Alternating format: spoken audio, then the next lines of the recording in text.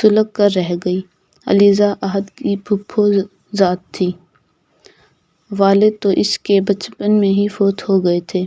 ماں نے اچھے کالج میں داخلہ کے لیے لاہور اپنے بھائی کے پاس بھجوا دیا تاکہ بیٹی گریجویشن کر لے تو کم از کم کسی جگہ نوکری کر کے ان کا سہارا تو بن سکے گی، مگر یہ سب ان کے دل میں ہی رہ گیا۔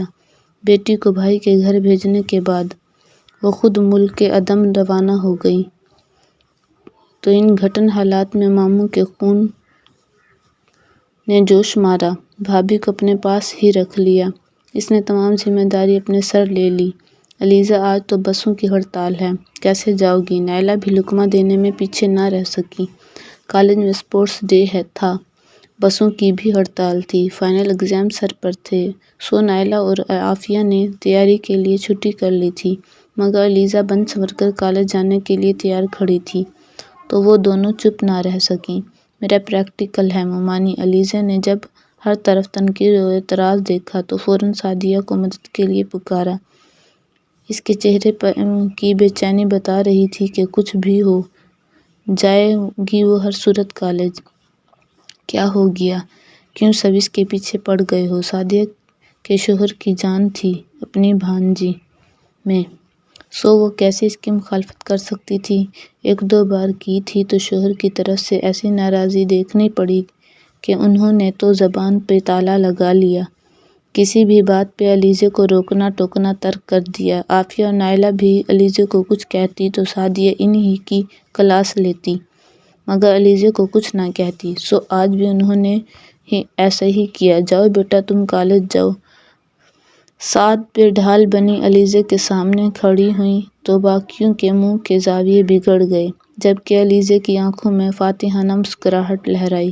چلو آؤ میں چھوڑ دیتا ہوں۔ نائلہ اور عافیہ نے ہار مان لی تھی، سو ناشتے کے برتن اٹھا کر کچن کی طرف چلی گئیں، مگر احد ہار ماننے والوں میں سے نہیں تھا۔ معاف کرو میں جاؤں تمہارا کھٹارا۔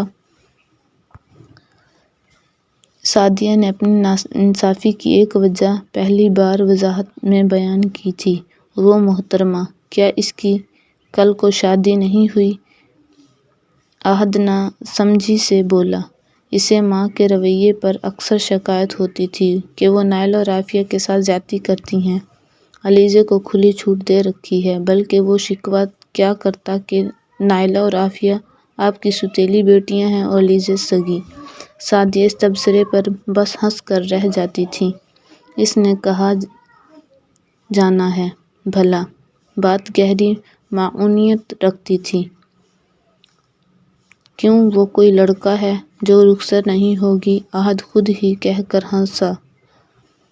ارے پگلے، جہاں آنا تھا آ گئی ہے۔ سعدیہ بھی بیٹے کی بات پر مسکرائی اور کھل کر وضاحت کی۔ احد کی سمجھ میں آ گیا، ابو نے اپنی بھانجی کو بہو بنانے کا فیصلہ کر رکھا ہے۔ یہ انکشاف احد پر آج ہی ہوا تھا۔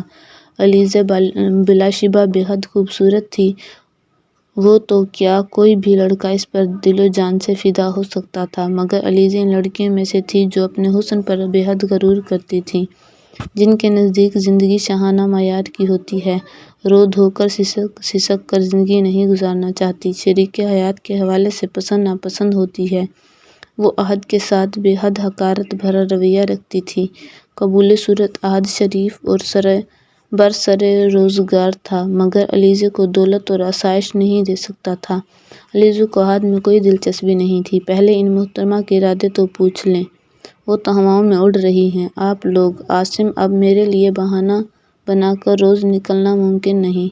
شہر کے معروف ہوٹل میں وہ دونوں ایک دوسرے کے روبرو تھے۔ ان کا تعلق پچھلے 3 مہینے سے قائم تھا۔ عاصم محض اس کے ساتھ ٹائم پاس کر رہا تھا، جبکہ علیہ اس کی محبت میں مبتلا ہو چکی تھی۔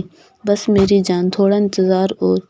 اس کے مومی ہاتھوں کو اپنے ہاتھوں میں لیے۔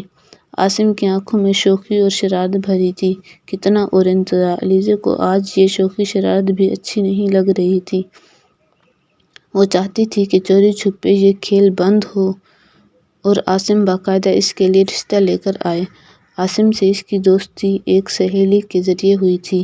امیر کبیر خوبصورت جس کے ساتھ اس کی بائک پر بیٹھنا اپنی توہین سمجھتی تھی۔